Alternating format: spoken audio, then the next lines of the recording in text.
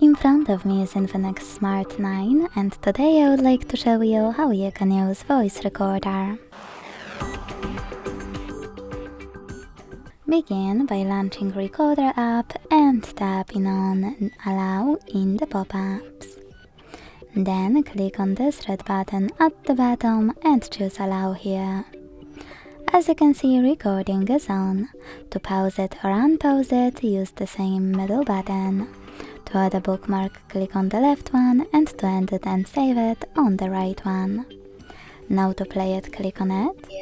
To manage it, use all of those options or go back. Hold it. And for example, rename it by using all of those options at the bottom. You can also hold it and delete it.